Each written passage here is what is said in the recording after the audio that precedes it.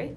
All right, so here's Kelsey Meyer. She's going to talk to us about falls and osteoporosis. So thank you so much for coming today, Kelsey. Absolutely.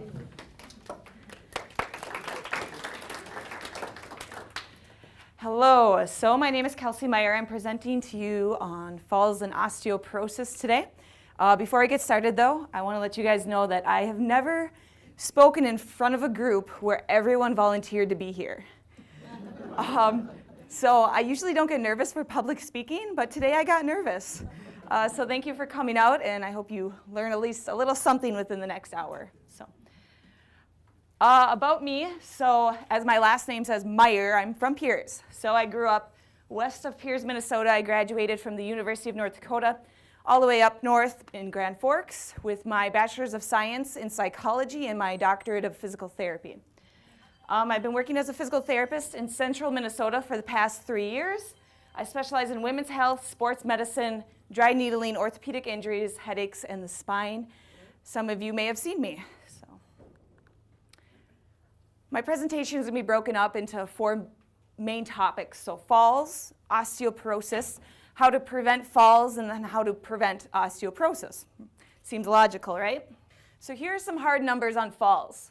So I got it from 3 different sources here. So the National Osteoporosis Foundation reports that each year, 1 out of every 3 people over the age of 65 will fall. Going down to the next bullet, 30 to 40% of elderly people in the community fall. That's every year. 50% of nursing home residents fall. And the very last one there, more than 90% of hip fractures are associated with falls. And we all know how scared everyone is of hip fractures. It's the white elephant in the room, right? Here's just a different way of looking at it. So if you are 65 years or older, you have a 1 in 3 chance of falling. If you're 72 years or older, they report that you will fall every 2 years. And if you're over the age of 80, they report that you fall every year. Now, this is a compilation of data, right? So that means that, no, not every 80-year-old falls every year, but enough of them are falling each year that it averages out that, each person falls each year, if that makes any sense. So that was about falls. Now let's talk about osteoporosis. So what's all the fuss? Why are they linked? So osteoporosis, it's a condition where your bones become weak. You do not feel this happening. This isn't a headache where you can be like, oh, I feel a headache coming on. You don't feel osteoporosis coming on. It can cause you to lose height. It can cause you to develop a stooped posture and have back pain. And the most common breaks happen in the spine, hip, and wrist. So just some more numbers on that. In regards to osteoporosis, they say that 50 years and older, 1 in 2 women have osteoporosis, and 1 in 4 men have osteoporosis.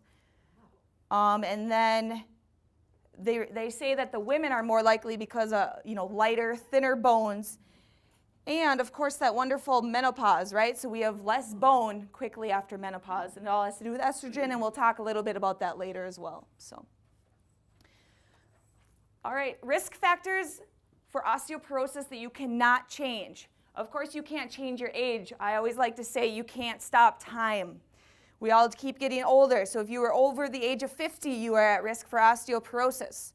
Gender, we just touched on that. Women are 4 times more likely to have osteoporosis. Family history, if somebody in your family, especially direct family members like parents or siblings have osteoporosis, you are more likely to have osteoporosis. And then race and ethnicity, a couple numbers on this. If you are Caucasian, 20% of Caucasians have already developed osteoporosis by 50 or older. African Americans, 5% have osteoporosis that are 50 years of age and older. Asian Americans, 20% have osteoporosis that are the age of 50 or older. And then Latina women, 10%. So just some numbers there. So those are risk factors that you cannot help, right? But these are risk factors that you can do something about.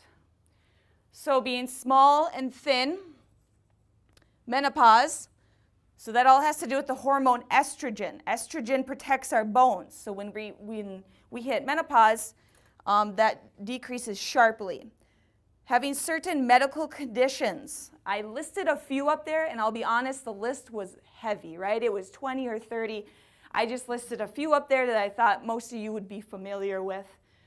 And you're probably wondering why these things are risk factors. Well, think about RA. So you have rheumatoid arthritis, you probably don't move as much, right? Your activity level may be decreased, or you're taking some sort of steroid medication, right? Medications can boost bone loss. Diabetes, your diet has changed. Same with medication, celiac disease, your diet has changed. Stroke, you're not moving like you used to, you're not getting the exercise you used to.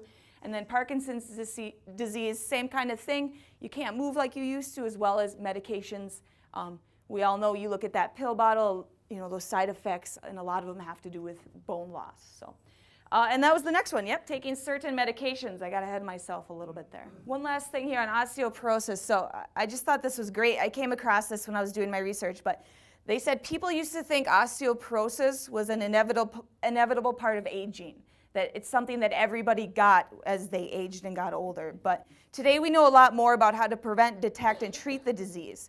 You are never too young or too old to take care of your bones, and not everyone gets osteoporosis. That's false. Osteopenia. This is a word that you've maybe heard your doctor throw around or your friends throw around. What the heck is osteopenia? It sounds really similar to osteoporosis. So osteoporosis is the actual disease. Osteopenia is just a warning sign. It's like pre-hypertension, right? You don't have hypertension, but you could have it. So it's not a disease, it's a term used for bone density that is low, but not low enough to actually be labeled as osteoporosis. So if you have osteopenia, logically you have a greater chance of getting osteoporosis if you lose more bone in the future, but it doesn't mean that you're guaranteed that you're going to, right? Just like hypertension, you can take some steps and backtrack it a little. I have a little visual aid. I love visual aids. I think it kind of changes things up. So I've got two containers here. They both have the same thing. They have 3 sponges. Just so in your mind you can understand this a little better. So the yellow sponge is 30-year-old bone, healthy bone. Bone, it's natural for bone to have some little holes in it. That's very normal, right? So the yellow sponge is a good, healthy bone. Then we have like this, the brown sponge. This would be osteopenia. So it looks like it's doing okay, but it's got a few spots where you're like, uh-oh, you know, that looks like it could be trouble. And then we've got the light brown sponge, and this one you can really tell. There's lots of holes, you know, lots of tunnels. That is osteoporosis. So you can see the healthy bone, osteopenia, and then osteoporosis. And this is great. This is actually exactly kind of what it would look like in the bone, okay? So I'm going to pass these around, and you guys can feel free to touch them, take a look at them, get a good visual. So we'll probably start one here, and you can just pass it back. And we'll start one on this side.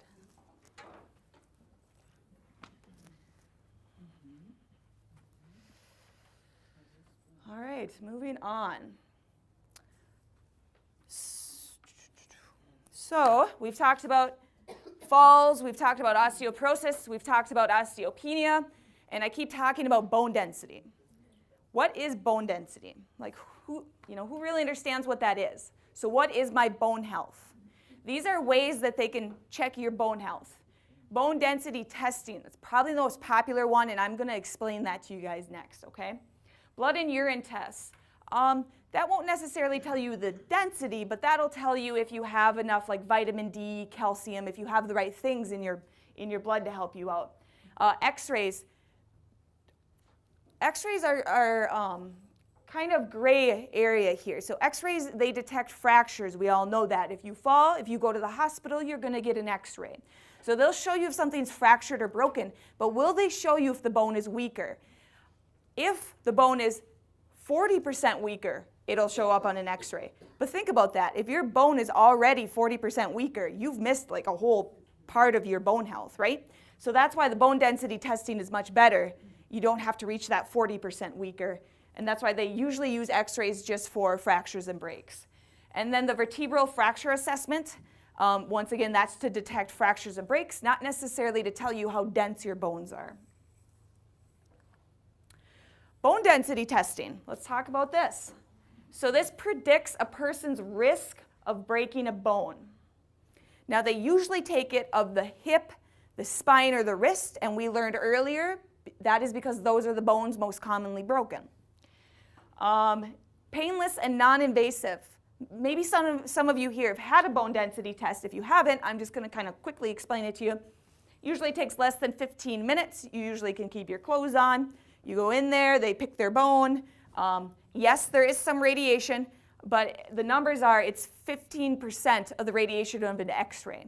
Another number they said is if you would take an airplane ride from San Francisco to New York, round trip, you would have 10 times more radiation on that airplane ride than you would during a bone density testing. So the radiation is very low. So it's a really quick, easy test. And then I have a little table next to that. We'll talk about that in a second. T-score. So if you have a bone density test, you're going to get two scores. You're going to get your T-score and you're going to get your Z-score. Now, T-score is where they really measure where you're at. So the T-score is, it shows how much your bone density is above or below an average 30-year-old adult. Z-score is they compare you to other people your age. So T-score, you're compared to a healthy 30-year-old. Z-score, you're compared to other people your age. Now, you might be thinking in your head, that doesn't seem fair. Why are they comparing me to a healthy 30-year-old? But if they would compare you to other people your age, the data wouldn't be right because, most people maybe in their 90s or 80s or 70s, their bone density is lesser. So then you're comparing lesser to lesser. You need to compare the best or the healthiest so you truly know where your bone is at. And that's why they take the T-score. And that's why they're comparing you to 30-year-old adults. And this is just a better way to understand the T-score here, okay? So if you get your score back and you are plus 2.5 or to -1, you are normal. If you get a -1.5, -2, anywhere around there, you have osteopenia. And we learned that that's not a disease, that's just a warning sign, right? If you get to that -2.5, you have osteoporosis. So that is the number you do not want to hit. That and, of course, worse, okay? You don't want to get below -3. So that's how the scale works for the bone density testing. All right, so transitioning into the next part of our talk here. So we talked about falls, we talked about osteoporosis and a little bit how they diagnose osteoporosis. Well, what do you do with that information? What can I do to prevent falls? What can I do to prevent osteoporosis? This is my nephew Hudson, and he's showing us what we could do or should do. So, not wrestle, but exercise. So first we're going to talk about how you can prevent falls.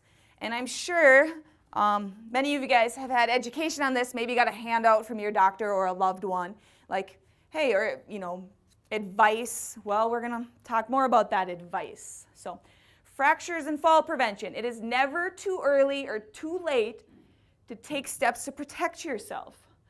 And once again, this number, we talked about this earlier, 1/3 of people over the age of 65 will fall. And unfortunately, if you're over the age of 65, it's more likely to result in a broken bone. Now, right now it's winter. It just snowed last night. So falls, I think of ice, right? I fell 3 times on the ice last year. I'm in my 20s and I fell 3 times on the ice. So falls can happen to anyone, especially here, and we know with winter and ice. But there's indoor hazards as well. We need to make our houses more safe. There's no reason we should be falling in our own homes. That should be the safest place for us. Around the house. So place items you use most within easy reach, right? You shouldn't want to bend real low to get something or real high, right? You can lose your balance.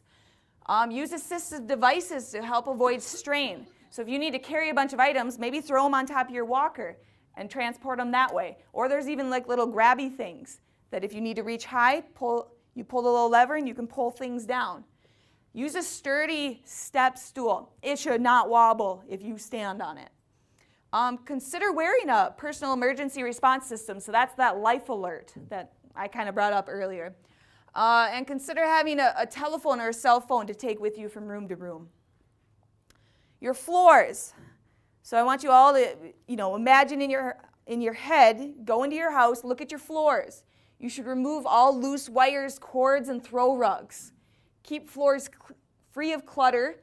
Be sure all carpets and rugs have skid-proof backing. Do not use slippery wax. That's kind of a silly one, isn't it? And keep furniture in its usual place. That might not be one someone thinks of, but let's say you move some furniture around, you wake up in the middle of the night, and we all know we have our houses memorized. Pretty soon you're bumping into things that you're not used to. So I think the two big ones here are keep the furniture in its usual place and those carpets, right? If your edges are rolling up on your carpet, you can trip on that. Your walker could grab it, your cane could grab it, your foot could grab it. Not just you, but what about the guests that you invite over to your house? What about your friends that come over? It's their safety too. It's your family's safety. So make sure you're really smart about those rugs.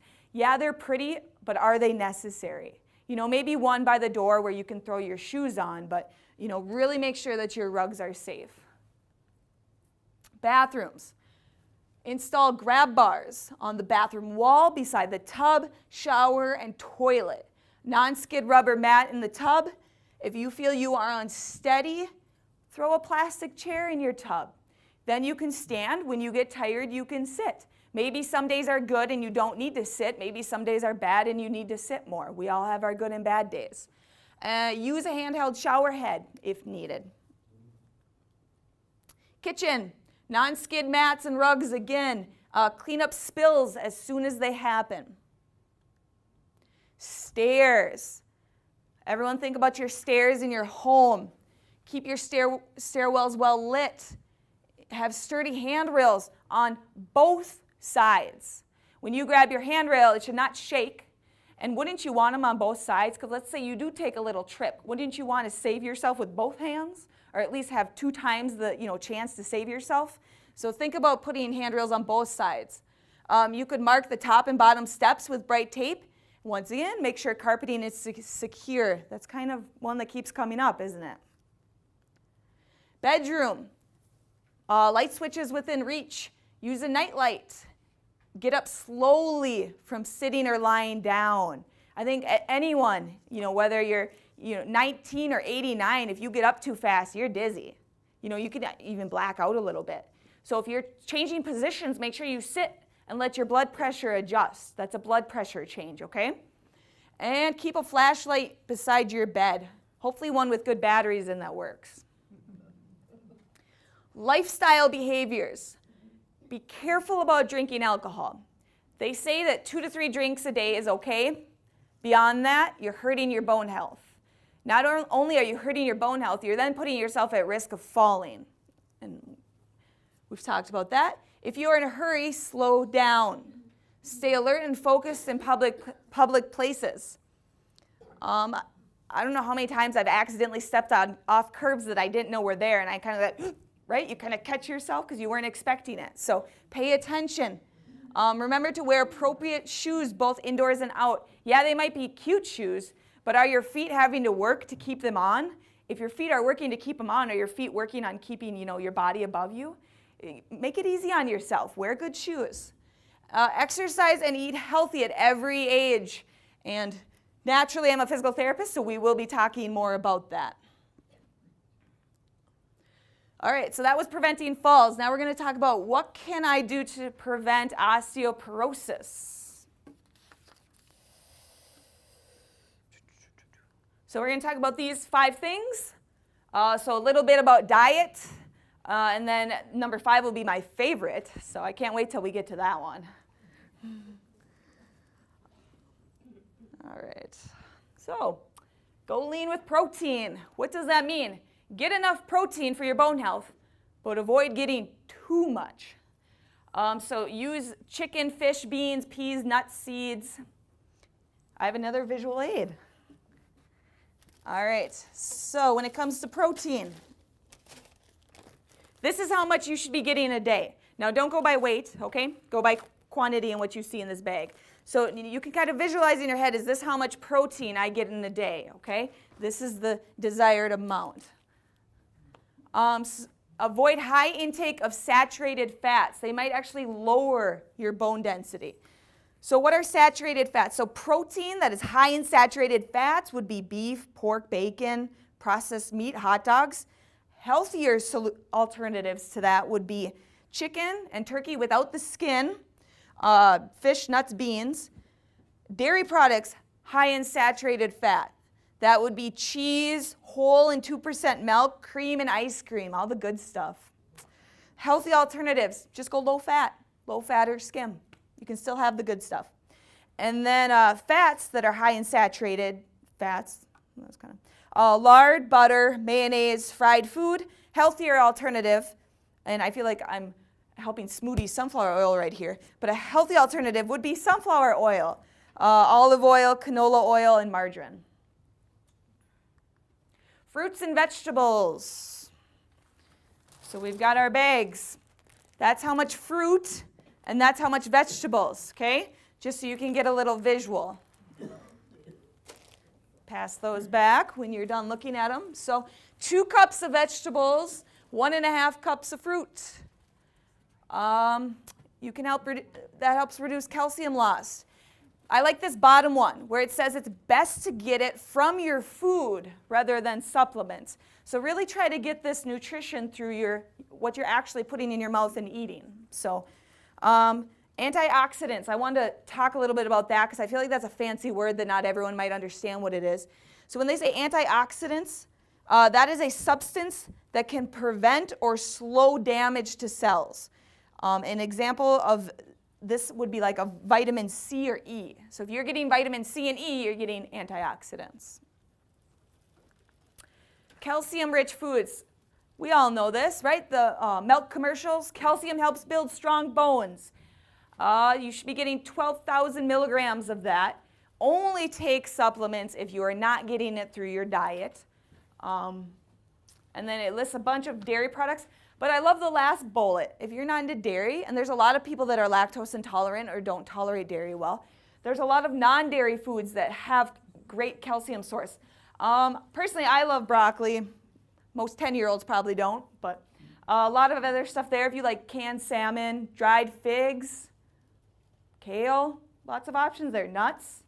Or they even add calcium to some of our rice milk, soy milk, cereals, and juices. You'll see that right on the container. It'll say calcium added. This is the bad stuff. So what can interfere with calcium reaching your bones? Sodium. So consuming too much sodium or salt can cause calcium to be lost in the urine. Coffee and tea. Now, it's okay to have coffee and tea. They say 3 cups a day, all right? But I'm talking about in excess, right? It'll decrease your calcium absorption. Soft drinks. They contain that phosphoric acid and caffeine. The second bullet by soft drinks says the greatest harm to the bone may be the choice. And what that is saying is that if you are quick to grab a soft drink, you probably are not quick to grab water. You are probably not quick to grab milk or that juice that has calcium added to it. So you're making that poor choice, or more likely to. Now, it's fine to have a soft drink here and there a couple times a week, maybe even once a day, but once again, this is if you drink more than, let's say, 3 or 2. And then alcohol. We talked about this earlier. Drinking more than 2 to 3 drinks per day can be harmful. Plus, it increases your risk of falling off that bar stool, right? All right, finally, the good stuff. I am a physical therapist. I've been up here talking to you guys about diseases and nutrition and falls. That is all part of what I do, but this is what I love to do. Engage in regular physical activity. I'm that annoying one that's telling you to, get up and go for a walk or giving you exercises. But I'm about to prove why it's so important, and maybe I can convince some of you. So this is the meat and potatoes. Finally, we've gotten there. So I broke it up into 4 things: balance, posture, functional exercise, and moving safely. So these are all things that can help you prevent falls and prevent osteoporosis. There's 2 kinds of exercise: weight-bearing exercise and muscle strengthening exercise.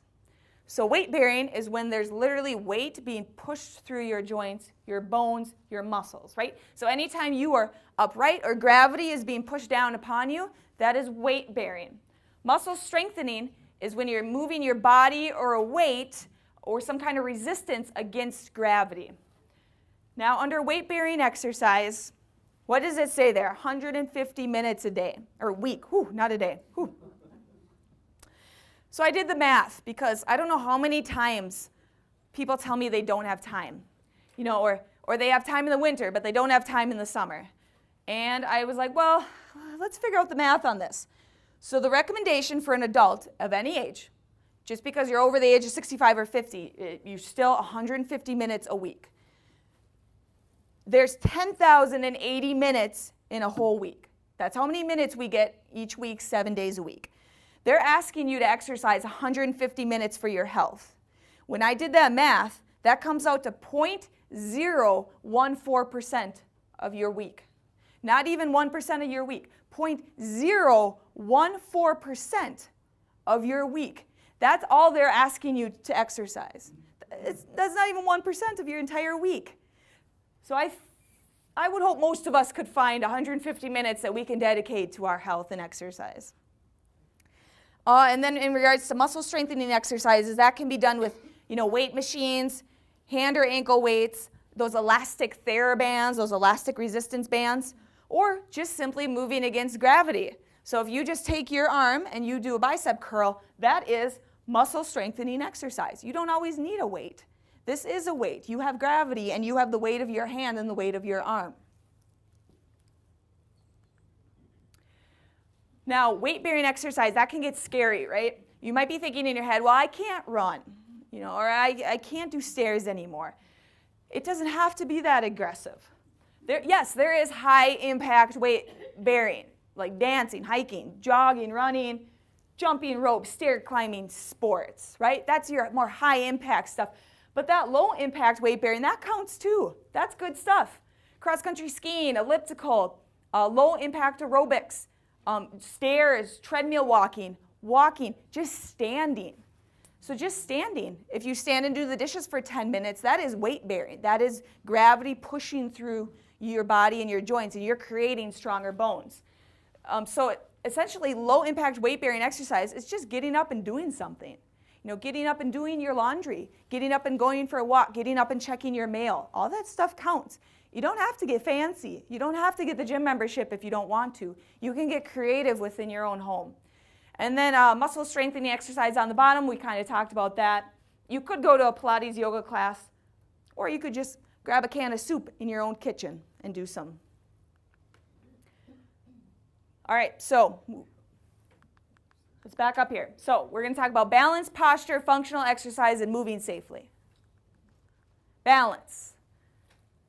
We're all going to be doing this by the end of the presentation.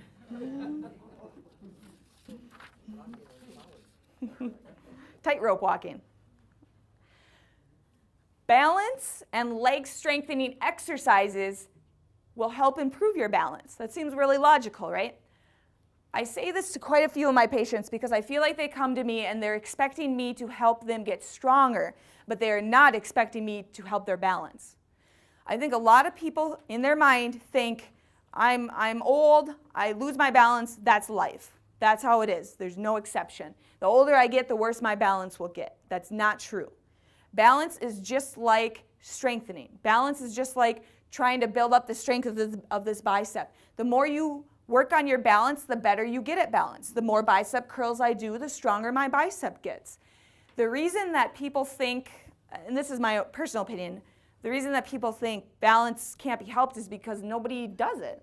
Nobody helps their balance. We're all quick to go to the gym and walk on the treadmill or lift our weights, but how many of us take 5 minutes out of the day to work on our balance? It's just neglected, and that it's misunderstood.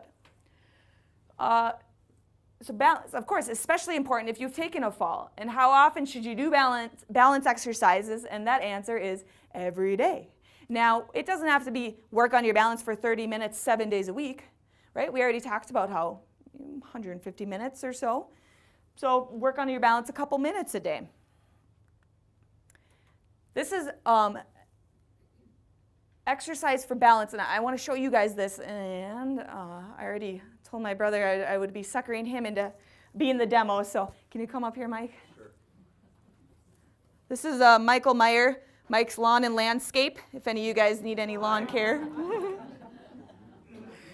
All right, so we're going to go through each progression. Before we get started, I want you to know that if you are uncomfortable with working on your balance, hold on to something. Be next to something that's sturdy, like your kitchen counter, or you know what, this podium's pretty sturdy, so something you find that doesn't wiggle, have it there. So the first thing is you should have your hand on something. As you get comfortable and as your balance improves, then you maybe go to one hand or some fingers or hovering to nothing. That's your progression, okay? Start with hands on something. Don't start with no hands and fall. Start with your hands on that stable surface. Go to one hand, go to a couple fingers, go to just hovering, and then go to no hands. So you do want your legs and feet to feel wobbly because you're challenging your balance then. However, you should never feel like you're going to fall. So you do want to be wobbly, but you don't want to feel like you should fall. All right, so Mike, the first one here is feet together. So can you maybe stand a little closer? Can you stand nice and tall for me with your feet together? Good. He's very tall. And notice how his head is up, right? Don't look down. If you watch your feet, it's easy. Don't watch your feet. That's how you make it harder. So keep your head up. And of course, if this is Michael's first time, he would have his hand on the kitchen counter, right? But this isn't Michael's first time, so he's okay. All right, level 2 is semi-tandem. What does that mean? Mike, can you put one foot kind of slightly staggered in front of the other? Perfect. So notice how they're not exactly in front of each other, but they're in front of each other with a little space in between, and he's not wobbling, so he would need more of a challenge. We would maybe have him close his eyes or put a pillow under his feet. Level 3 would be tandem, full tandem, so one foot exactly in front of the other one. This gets hard. This is where it gets hard. So make sure you're by that kitchen counter. Oh, he's wobbling. We found it. The key with this is, I often hear people say this to me, my back leg is getting tired. Yes, when you do this, your back leg does more work than your front leg. So make sure you switch, right? Make sure you do both legs. And then the last one would be one leg stance, Michael. So pick a leg and stand.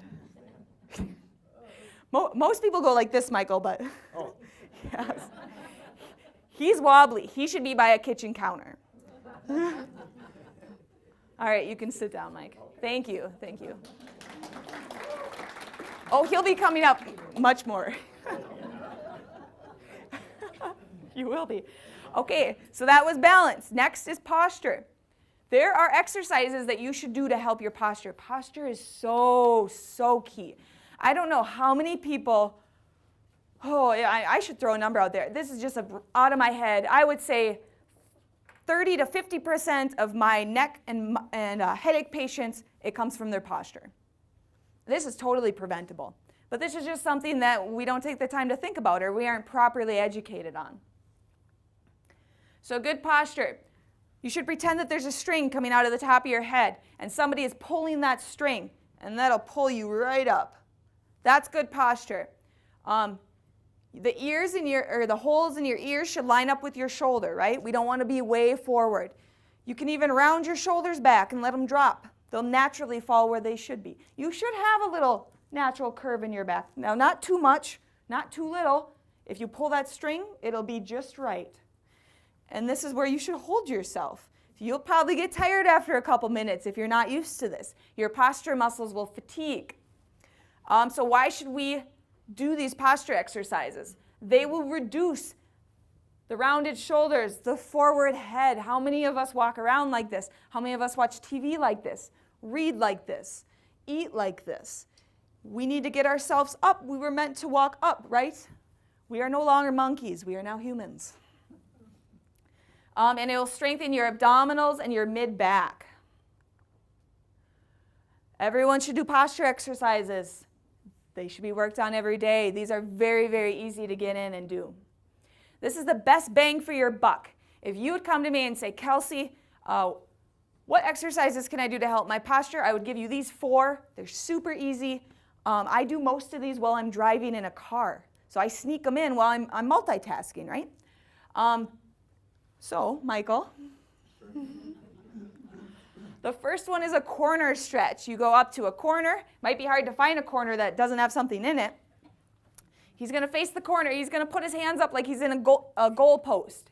Come closer, closer, closer. Down, Mike. Down? Yep, there. Okay. Good. He's going to keep his back straight, but he's going to gently fall into the corner until he feels a nice gentle stretch through his chest or his shoulders, okay? And that really opens you up. Because think about it, we're all hunched like this all day. We get really tight here and really weak in our back. We need to stretch out and open ourselves up again. Thank you, Michael. The next one is scapular retraction. That's a fancy word for a shoulder blade squeeze. So hopefully they told me not to stand under that. All right, Michael, I want you to sit right here with your back facing the audience. Okay. So what is a shoulder blade squeeze? There are ways to do it wrong, and most people do it wrong. I'm going to tell you why. They use the tops of their shoulders. It should not go up. You should not feel the tops of your shoulders doing anything. We overuse these muscles. It should be these muscles back here. Michael, we're talking about posture. Up. See, it's so easy for everyone to do it. All right, so when you're doing your shoulder blade squeezes, I will commonly draw an X down here. And I'll say, Michael, I want you to aim for that X. And I want you to go down and in with your shoulder blades. So squeeze down here. Perfect. Notice how you don't see the tops of his shoulders doing anything. He's just using the back muscles back here. So down and in. So down and in. So you think about you're pulling your shoulder down and in. And then you would try to hold for 5 seconds. You'd maybe do like 10 of them. Cervical retraction. That's a fancy word for a chin tuck. All right, Mike, can you face the audience? You want me to stand? Yeah, you can stand. Because you can do this in sitting or standing. So a chin tuck. Mike, can you put your hand like an L? Good, good. But look straight. Mm-hmm. Good. So a chin tuck is he's going to put his head back away from his finger, nice and gently. So bring your head back. My head back? No, watch me here, Mike. Yeah. Oh, okay. You're going to kind of create a double chin. It's not the cutest exercise, but good. Good. But Michael, your head is up a little, I notice. Can you make sure that you're looking straight forward? Very good. Very good. Now notice he's not aggressively like whipping his head back. Just nice and gentle. You should feel a gentle pull in the back of your head. And then if Michael, once he's got it down, I would say, Mike, can you hold that for 5 seconds? So he'd go back, he would hold for 5 seconds, and then he would come up just till he hits his finger. That's a chin tuck. I sneak those in when I'm driving. I go against my headrest. All right, that's a good one. Upper trap stretch. Mike, can you have a seat? Sure. So all he needs to do is sit with good posture, which he's doing now after I harped on him. He's going to bring this ear to this shoulder for me. How far? So notice how your body tilted. You went too far. Just let it fall. Keep your good. Do you feel a pull in there, Michael? Mm-hmm. That's it. Okay? It's that simple. Now, he could go forward or he could go back, but if you want it in its purest, most simplest form, all you do is bring your ear to your shoulder. Yeah, now you don't need to whip it, and you notice that at first he kind of went with it, and I said, no, let's come back. Yep. So just drop just till you feel a stretch. Now if you're like, hey, I want more of a stretch, he could take that hand and put it on top of his head, more right there, and when he tilts to the side, he would give it a gentle pull. Gentle pull. We don't want to yank our heads, right? Stretching is about slowly changing the length of a muscle. People get confused by that. They think, oh, I got to stretch my hamstring out, so they kick their leg really high. You're not stretching your hamstring, you're straining your hamstring. If you want to stretch a muscle, you have to take it to just where you feel resistance and you have to hold it. So current research says that a muscle needs 20 seconds or more in order to actually change length. So if you're holding it for 5 or 10 seconds, you're actually wasting your time. I usually tell people to hold it for 30 because 20 is the low end. So why wouldn't you just hold for 30? Make sure you get your money's worth. So thanks, Mike. That's it. Well, yeah, till I need you again. All right, so we talked about balance. We talked about posture exercises. Now let's talk about functional exercise. So this is that stuff that you can get in as you're living your normal life. So the activities you do each day. So if you struggle getting up from a chair, if you struggle with stairs, do them, practice them. Of course, safe, right? We have our double handrails, or maybe if you're practicing getting up from a chair, you're next to a table that you can hold on to, right? So be safe, but those are the things that you should be doing and you should be practicing. Do them every day. That's kind of the theme, isn't it? These are the best bang for your buck for functional exercise. These are the best. So the first one is a sit to stand. I got it, Mike. Thank you. So find a nice chair without wheels. We don't want the chair to move. If you're worried that your chair is going to move, put it up against a wall, okay? When you work on your sit to stands, hopefully I didn't turn anything off. So your feet should be shoulder width apart. Your knees should be over your toes. And it's all about where your body is. So if I keep my body way back here, it's really hard to stand up. Now, if I lean forward and get my body weight forward, it's much easier to pop up. Now, if you are next to a table and you need to use the table to push off, there's no problem with that. Start with pushing off on the table, and then once you get stronger, maybe only use the table half of the time. Another thing is you can put your hands on your legs and use your legs to kind of push. And then, of course, the most intense way would be no hands. So you could cross your hands over your chest or something like that. So the best way to get better at something is to practice it, right? It's just like sports. So that's a sit to stand. Step ups. Find that sturdy step stool that I just told you guys that should not wobble, right? Or you could go up to the bottom step of your stairwell because you've got the handrails to hold on to. Just use that bottom step. So notice how, this is one of my old students, Lauren. So notice how she steps up, all the way up. And then make sure you step all the way back down. And then it's good to change your feet. So maybe do 10 with the left, so step up with your left foot, and then do 10 with the right, step up with the right foot. Most of us are going to have one side that's weaker than the other, and you'll probably pick up on which side is your weak side. It's usually your non-dominant side, unless you've had some sort of surgery. So make sure you do it on both sides. And we already went over that. Scapular retraction again. Why is that a functional exercise? Because posture is function. Being able to do things with good posture is functional. We should all be doing that. That's a great one. And then the bow and arrow. So this is Jody.